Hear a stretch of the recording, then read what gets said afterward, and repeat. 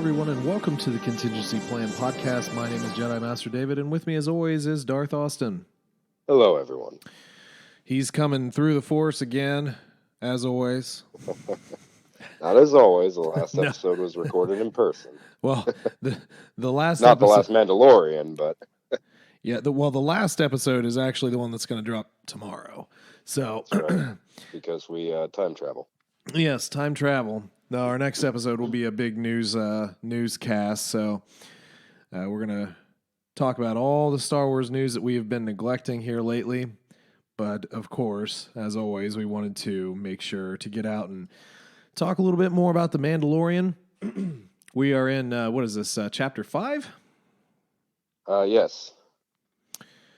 So, I guess just getting started, just non-spoilery, kind of like we've been doing.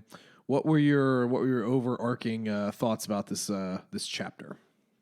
Not gonna lie, early on in it, I didn't like the direction it was going, but ended up liking the episode quite a bit. It's definitely cemented the style of show we were just talking about. It's definitely a Monster of the Week style show. We're not gonna have the same cast every episode. And getting some interesting faces. Starting to feel like the Baby Yoda humor kind of needs to evolve a little. But other than that, good, solid episode. Yeah, and that's like you said, that is kind of what we were talking about beforehand. This is how you classically do a half-hour show. I don't want to get it twisted with people because I think there are a lot of folks out there that are taking this the wrong way. This is how you do 30-minute TV. Okay. Yeah, you couldn't have an overarching plot, not a big one at least. There will be supported characters for a half hour. It'd be very difficult to do. I mean, no, there will be. Don't get me wrong. There will be, because again, this is how this sort of thing progresses. Though, you start to you pick up all the pieces, and then eventually all those pieces, if you're good, make sense when you finally hit the stride. But this is no different than old X-Files or something like that, where you had your main character or characters, in this case, the Mandalorian and Little Yoda, going around doing their thing. They're being hunted, and he's trying to make some money on the side. I mean, this is the formula, and then they're going to meet a bunch of people. And again, I think I've said this a few times, so I don't necessarily want to wear it out. But eventually, Little Yoda is going to get kidnapped.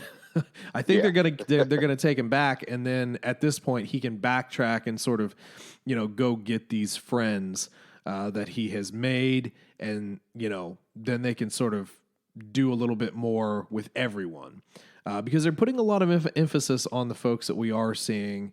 And then some of the ones that we're seeing, we won't have to worry about. We'll talk about that here in a second. That's right. Although I do think we will have a character from this episode we'll see again. Yeah. I'm not necessarily thrilled about it, but I do think we have one. It all depends on a few factors. So let's just go ahead and jump in here. Full spoilery type of thing. By now, I'm sure most folks have already seen it anyway by the time we drop this today. And if you haven't, again, you're doing this in the wrong order.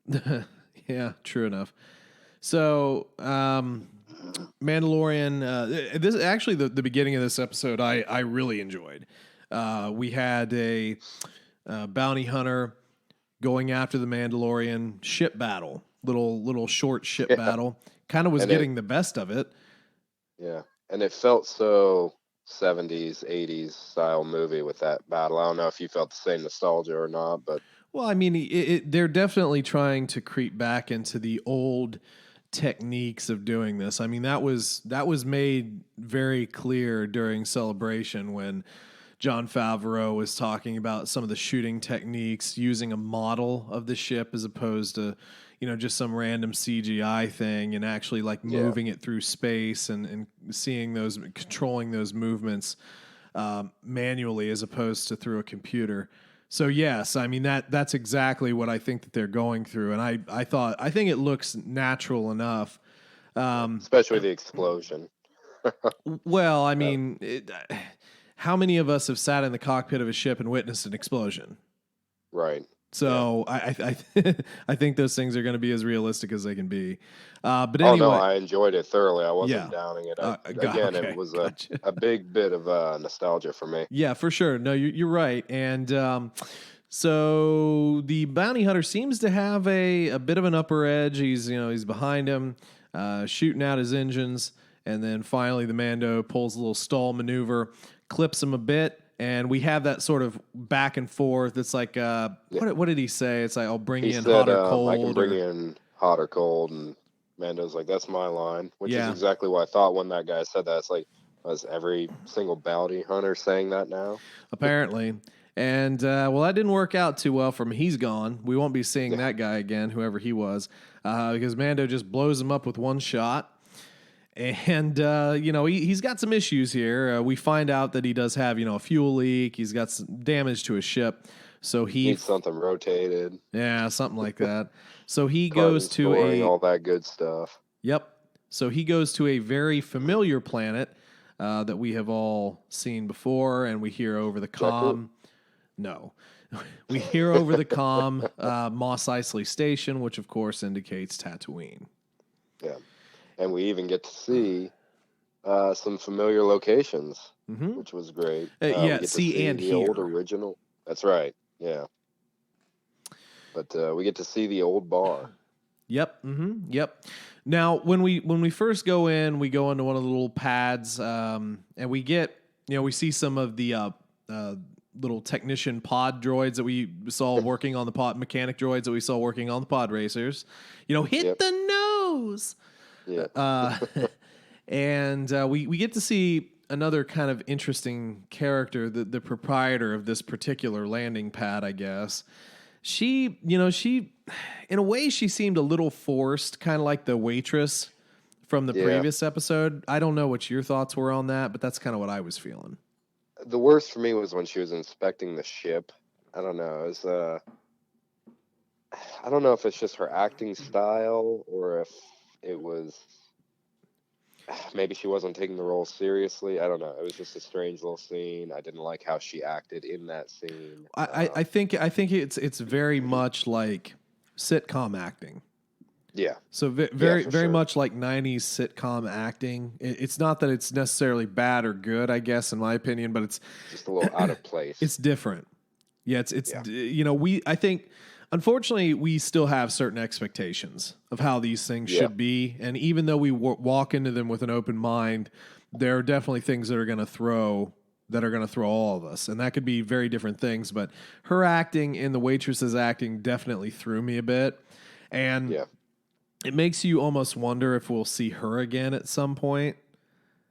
And that's who I was getting at. I kind of feel like we will with how she interacted with Mando. Yeah. So I mean, we'll of course see, as the Mandalorian kind of goes off to look for work. She's out there playing with cards with her little droids, and Baby Yoda. Again, he's the escape artist. He can get out of anything he wants. Gets out of his little, I don't know, his room.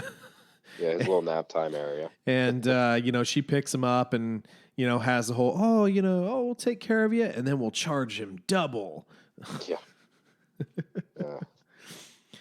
So we do wind up, yes, as you said, we go into the cantina. Very, very familiar. A lot less patrons, though, right? Yeah. Yeah. Well, I believe this is pretty early in the day, probably. Maybe. So, Yeah, but and I think it was later in the day for Luke's scene, so it kind of makes sense. But also, bounties are drying up, so that could have been half the patrons. well, seems for all like a we lot know. of things are drying up, though, because I mean, we did finally see the stormtrooper helmets on Pikes, Yes. which was Yeah. something. That's not what I was expecting. out of No, I didn't think about that either, but that was something that was very visual in a lot of the preview stuff for this, and then all of a sudden, oh, here you go. This is where the heads are on Pikes. So obviously the Empire is not welcome on Tatooine anymore. Yeah, and I don't know if you felt the same way, but with all the trailers and everything we've seen, I felt like it would have been a more active role in the storytelling that everyone's being very aggressive to the Empire. To me, it's more like just little reminders that they're pretty much gone, essentially. Because we're Yeah, not seeing a lot of Empire presence anywhere. I think that'll come. I think Yeah, that we'll get it more could. into that. I think this is a lot of stage setting. I could be Yes, wrong, but I think that they're trying to introduce a lot of different elements here to come back and smack you in the face with certain realities later. for sure. I agree with that. Yeah. So we meet another character here who is, in my opinion, a giant doofus. Yes, and he doesn't change much throughout the episode. No, interesting character though. I don't remember if they necessarily said his name. Did you catch a name for him? I didn't catch a I'm name. pretty sure he introduced himself at one point. I can't remember his name. Yeah. Did you notice where he was sitting in the Yeah. bar? Yeah, that was something I pointed out as well. He was sitting in Han's position. Yeah, which I And didn't really particularly like that they put him in that position. I would have liked to see Mando in it, but well, I kind of think it's a bit of a fake out. Like, oh, this guy's a scoundrel like Han, and he's going to yeah, be a part of our story, and we'll see what happens with him, right? yeah, But Mandalorian does ask the droid at the bar for any jobs. And there weren't any yeah, jobs, as you said, except for this one job that our friend in the booth throws out. You know, you can help me. You know, it's a super cool one. It's like an assassin, and it's great. And we'll do it together, and you can have the money. yeah. Of course, the assassin is also one of the most deadly in the galaxy, wanted on many systems, and Mando clearly knows her by her name. So Yeah, another thing, just to backtrack slightly, don't you think it's kind of weird that the bounties have dried up on Tatooine? It seems like it'd be a great place to pick up a bounty. well, that's kind of what I'm saying, though. I think that Tatooine has dried up. I don't think it's time of Yeah, day or anything. I just think people aren't there. Maybe, maybe not, but I kind of have a suspicion that there just isn't anything going here anymore. Because you got to yeah, think these outer rim planets, yeah, especially with an imperial presence, gave them a bit of a purpose. But yeah, you know, the New Republic at this point is not stretching its arms out that wide because yeah. they're still small. They're still building up at this point. So they might have, you know, at one point been to Tatooine, but they're not set up there because again, we're not talking Early close to Republic. the center of the galaxy here. So Yeah. I think that has a lot to do with it. And I think it's kind of dried up just in general. Yeah, and honestly, I mean, with the new canon, we don't know how it is, but obviously in Legends, the Republic didn't really care much about the Outer Rim. They never Yeah. really actively did anything with those planets. The Empire did have a strong presence. Half the patrons of that bar and, you know, half of the people of that city were probably Empire Yeah. related. I mean, they were probably stormtroopers off duty or, you know, senators for the Empire or things of that nature. Yep. So, Yep. So definitely, probably, I think we'll see more of that as we go through, or at least that's the hope. But continuing on, we have the bounty, we have the puck, and I was actually just trying to find the character's name because they did say her name, and I mean the actress I only recognize. I mean I know a lot of people recognize her from a lot of stuff, but my biggest thing was she was in Agents of Shield, and you know because she's been in things that were recognizable right now. I kind of think that there was a lot in this episode that probably turned some people off a bit. Ming Nai Wen. So is that that's the her actual name. the actual name? Okay, Yes. that's what I was going to ask you. Yeah, No, so that doesn't sound familiar. no, that is her actual name. But anyway, she's not a nobody actress. So I think that, you know, just in general, when people heard her name associated with this, they were thinking, "Oh, this is going to be big." So let's just pause that a little bit and let's continue on. So we get our bounty. We're going to share this bounty. Our little doofy buddy is going to go get some speeders, and this is when the Mandalorian discovers that little Yoda is out, and again, very trusting, lets that lady just take care of him. Yeah, I didn't know about that. I mean, to me, with how important he clearly is, I wouldn't be giving him to every random person you find on a new planet, but that's just me. I don't know. Yeah, it's an interesting thing, but there you go. I mean, it just is how we're doing it. It's just how we move the plot forward because someone has to take care of little baby Yoda, I guess, for this mission. Yep, until he can grow up and don his Mandalorian armor. Mandalorian Yoda.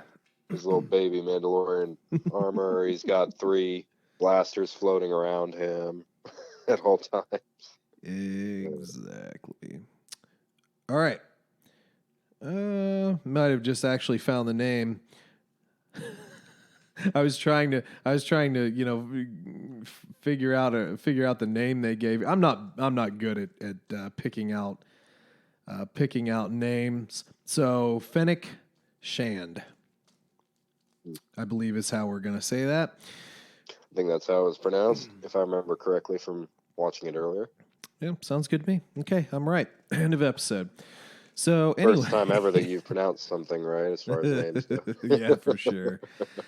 But yeah, she's been in quite a bit. Really? Yeah, she was in Mulan too. I forgot about that. Was also in a fantastic movie that I really love, and I'm sure you do too. The 1994 live action adaptation of Street Fighter. Oh boy, yeah. Didn't think about that. Who did she play? I'm trying to think about it. I mean, I know this isn't really. I can't remember any of the Street Fighter names you want to play. She was Chun-Li. She played Chun-Li. Okay. Yeah, she was Chun-Li. Wow. The more you know. There's actually a lot of. I'd rather not know that, honestly. I love that movie. No, it was pretty good. I still enjoy it. It was terrible good, kind of like Mortal Kombat and the rest of them. Well, it does have a real sweet 3.9 out of 10 on IMDb, so that's obvious, and an 11% on Rotten Tomatoes. Obviously, people don't know what they're talking about, but anyway, let's move on in the plot of our show. So Mando and our little buddy here go out into the desert. They find a dewback carrying a now deceased bounty hunter. And we get to see the Beskar in action and how it stands up to long-range blaster bolt fire. Get some good, funny dialogue with that too. Mm-hmm. Mm-hmm. Yeah, the dialogue was pretty good. I think we also did get a bit of a pause here, and this is a pretty classic cheesy joke, but it is what it is. They wait till night to hatch the Mandalorian's plan to capture our assassin, and he's just sort of chilling there. Now I'll see if you had this thought too, because it was my first thought. So you just see him laying up against the speeder, and the other guy's just like, he's pointing his blaster at him, just fooling around, and then finally he says, "Are you done?" Yeah. But I was like, is that just his suit of armor? Is he just running around naked in the desert somewhere? Yeah, no, I honestly didn't think about that. Well, I mean, it's kind of crazy. I mean, because they were both next to each other, for a while, so it wouldn't have worked out. But I thought it would be some kind of joke about having my volume muted so I didn't have to hear you or something like that. I don't know. Either way, it was a really good little cheesy. Yeah. Again, almost like 90s sitcom style humor in a way. And again, I think we're getting into the thought that, oh yeah, okay, so this guy could be a buddy, that you could pick up later and they could do fun buddy things with. So finally, well, I almost got kind of a mentor vibe coming out of that too. Yes, exactly. Very much so. So we get into the plan. Basically, they're just going to ride the speeders as fast as they can at the ridge where they think the sniper's at, while firing flares in the air to blind the heat sensing scope that the assassin's using. The predator vision. Yeah, exactly. Well, this works until our doofy friend fires one at the ground instead of at the air, and she shoots the Mandalorian speeder. And while the doofball continues on, she shoots Mando square in the chest. Mm-hmm. Hurts a little more this time. Yeah, he's smoking a bit. We do have a little bit of a fight scene between the assassin and our second tier bounty hunter. Yeah, if you could call it a fight scene. Actually, I mean he didn't. He handled himself better than I expected. Yeah, it was quick, but it was meant to be quick because he can't stand up to an assassin of her level. But he was able to get in a little bit of offense there, so he's not completely helpless. Actually grabbed her by the neck and lifted her up. It's like, wow, this guy's a little bit stronger and more agile than I thought for him to be able to pull that off. That's about it. After that, just done. But unfortunately, it did not much else for him after that. And then the Mando, of course, shows up and blasters at him, and there you go. Gets him in some cuffs, and then we kind of have to decide on how we're gonna, how are we gonna transport everybody back, right? Yeah. So in comes the it's that predicament. You got to take. What was that thing growing up? The little game. It was like you had to take. There were 3 things on one side of a river. You had to take them across without them killing each other. Essentially, it's kind of the feel I got from this part. What are you talking about? Yeah, it's like an alligator, a bird, and something else. You take one away.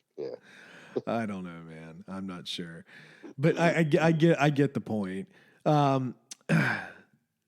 Anyway, the Mandalorian is like, "Hey, go get the dewback." Is like, "What? When you just stay here with my bounty? No way."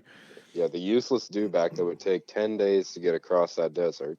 Well, it does for sure, but the Mandalorian does go get the dewback, and the slowest transportation in the desert. Right. But useful. I guess it's not going to need a bunch of water and just croak and die on you. He comes back, and our assassin's dead because we see the assassin kind of quotations dead. We'll get to that here in a second. Our assassin was playing some mind games. Kind of like, that Mandalorian's armor is worth more than my bounty. Oh, hey, you also know that this was a guy who shot up the guild and took a high classified target. Right? I mean, all this, right? And he clearly didn't. Right. So flips the script and, he's like, well, hey, I'll help you take him on. We'll take him in together. It'll be great. And I'll pay you money. And with some quickness, he shoots her straight in the gut. Yep. Because he's showing a little bit of smarts here. He's like, if I let you go, you're going to kill me. Yeah, but then again, he's also thinking about betraying Mando. So is he really that smart? No, but I mean, if you're able to make a good enough plan, then you're smart. If you win, you're smart. Yeah. Well, part of that plan probably wouldn't have been showing that you killed the target and then just left. Yeah, that was, I guess.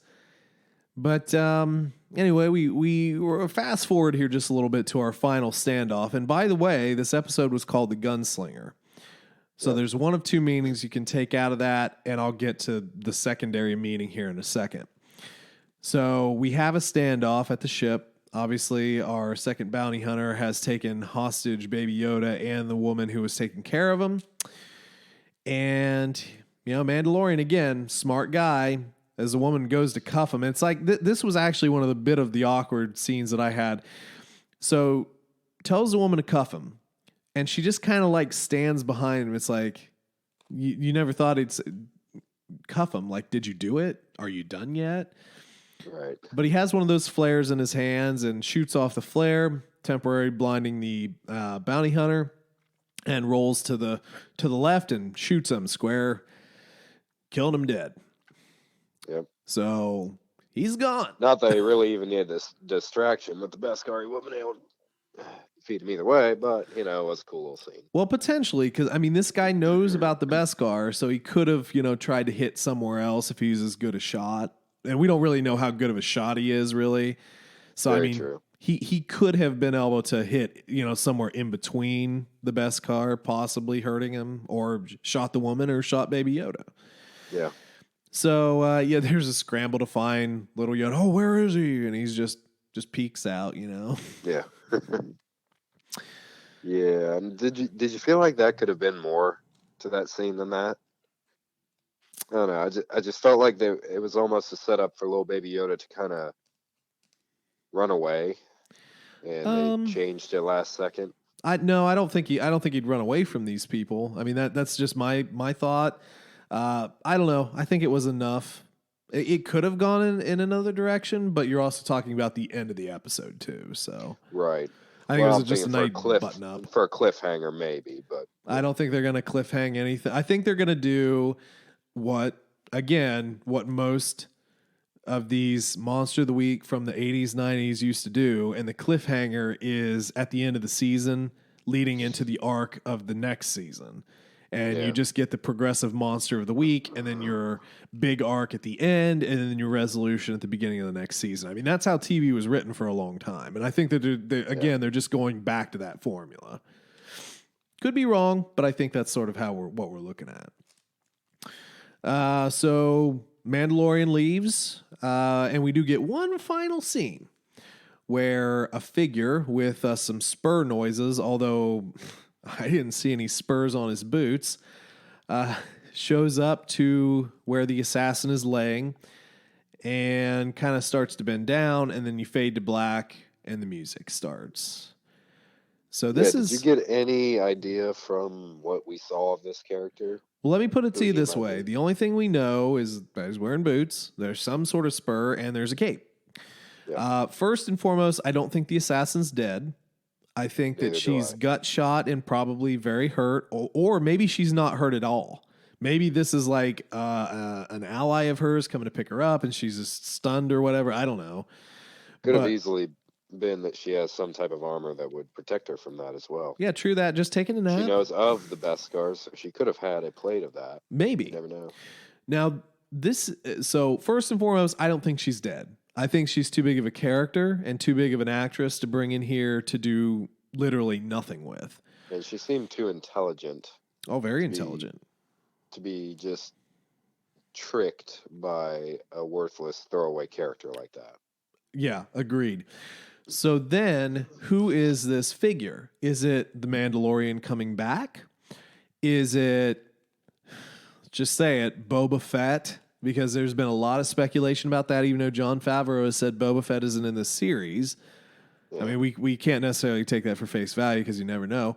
Or, so if you read the Aftermath series, there is another person who shows up on Tatooine and basically becomes the sheriff, and he has Mandalorian armor that he found in the desert. So he probably has Boba Fett's armor that he found in the desert. And he goes around to try and wrangle up a lot of the miscreants, the criminals, and trying to do right. You know, there's a whole thing. You have to read the Aftermath books to get him and his role. But there is a guy that kind of fulfills this sheriff role. So I'm wondering if this is... I don't want it to be Boba Fett because, again, I am done. That would kind of cheapen the experience of the Mandalorian, personally, I think. I'm just done with Boba Fett. I know a lot of folks love him, and it's cool. His end might not have been great, and it's very possible he could have gotten out. I'm not disputing that, but I also know that there's another character on Tatooine, presumably at the same time, because this is after 6, so presumably around the same time, who has Mandalorian armor that he found in the desert. What other Mandalorian was in the desert at all? Probably Boba Fett. Yeah. So again, I think it's going to be a fake. And it's not going to be Boba Fett, but we're going to see Boba Fett's armor and instantaneously think, oh, it's Boba Fett, and then it won't be. Because, again, you have to read the books. But I could be wrong. Doing that, is that too obscure for the audience, though? Oh, it's definitely obscure. There are a lot of folks that hated the Aftermath series. I personally loved it. But I don't think... But, again, here's the thing. the books are canon. You can't Jon Favreau can't rewrite existing canon unless they completely take out Aftermath, which they're not going to do because it's integral into the story and it details the Battle of Jakku. Okay. So you can't get rid of existing canon. This isn't the Wild West like it used to be in the EU, the old EU. So they have to either use it or acknowledge it or steer clear of it because it's already written. I have spoken. I've been waiting to just use one of those lines at some point. Yeah, you couldn't have picked a better time. Need to start doing that at the end of every episode. You do, yeah. But in all seriousness, I think we're going to see another person in, if that isn't the Mandalorian, coming back to collect her, which is also possible.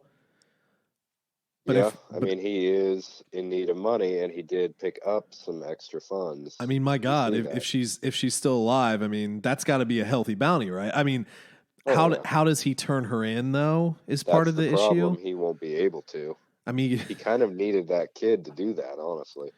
Yeah. So, and that's really not something that we find out either. Where he got that money from? It's not from the kid. He didn't get any money yet, so.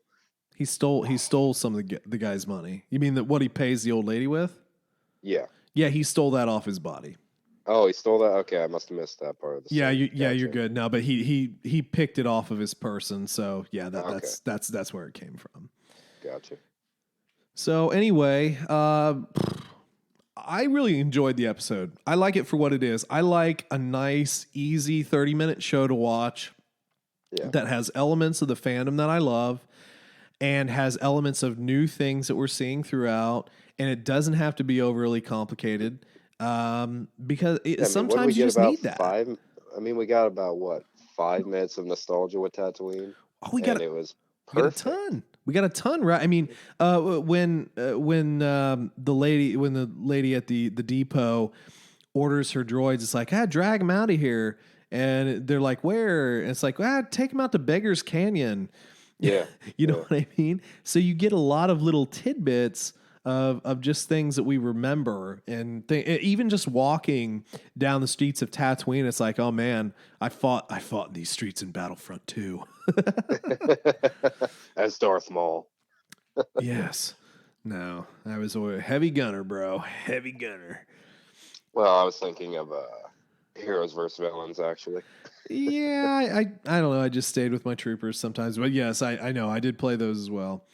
But anyway, that's sort of what I'm thinking. It's got the right in my thoughts, the right amount, just a little bit of peppering of nostalgic stuff, but I don't think it overdoes it.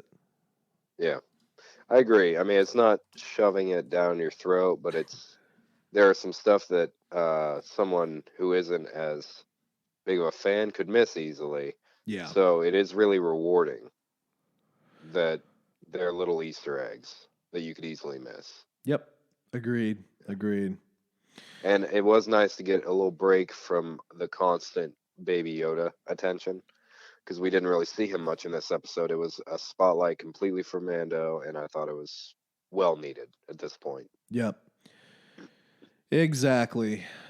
So I guess as we kind of wind down here, do you have any other thoughts, observations, or anything else you'd like to kind of chat about with the Mandalorian? One thing kind of wondered with how much damage he took to his armor.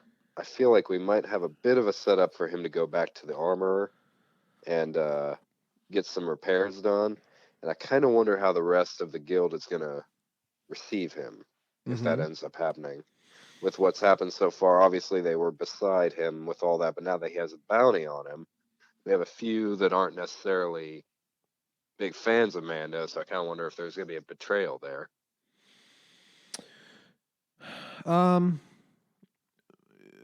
Okay, yeah, good thoughts. I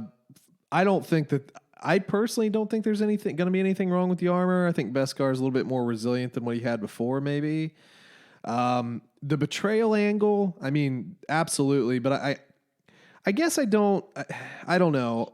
From the people that actually spoke, at least, Maybe if we introduce more Mandalorians, or you have a little bit more nefarious one.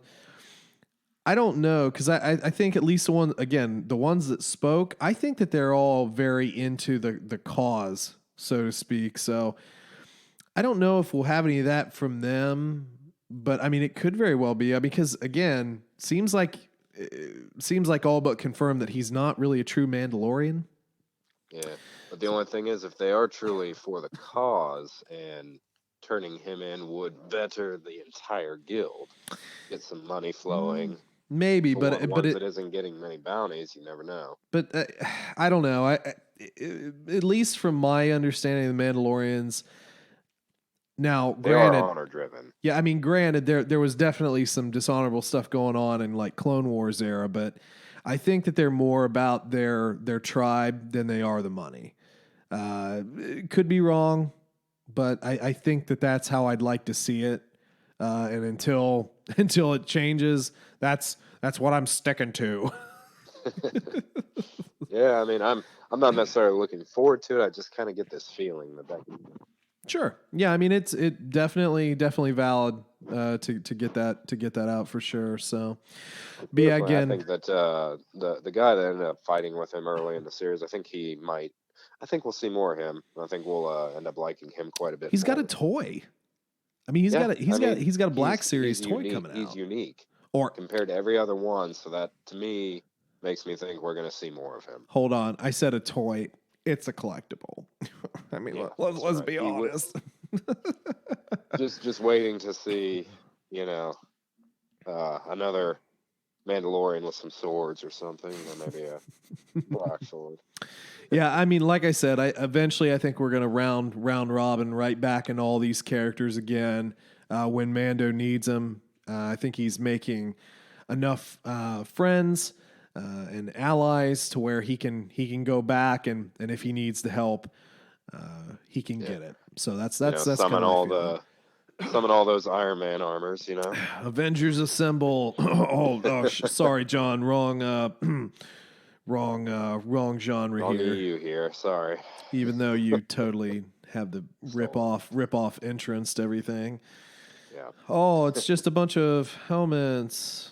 That's not reminiscent of anything. Nothing at all. Is that proof that Mando's gonna die? Is Thanos gonna kill Mando? God. No, he's gonna come back and snap him out or something. That's right. And then we'll just see little baby Yoda looking at a poster saying, "I miss him. I really miss him." No, it'll be, "I am Robert Downey Jr. Snap. Dun, dun, dun, dun, dun. That'll be the end. Oh, well, anyway, man, I think we'll go ahead and sign off here. But for the rest of you who are listening, hopefully you're enjoying the podcast, as always. If you'd like to interact with the show at all, make sure to like us on Facebook, follow us on the Twitter at TC Plan Podcast. You can also send us an email at tcplanpodcast@gmail.com. If you'd like to send us any of your stories or how you got into Star Wars, good place to do it. And we can always talk about those on a future episode. So again, guys, thank you very much for listening. And you guys have a great rest of your week. And as always, may the Force be with you. I have spoken.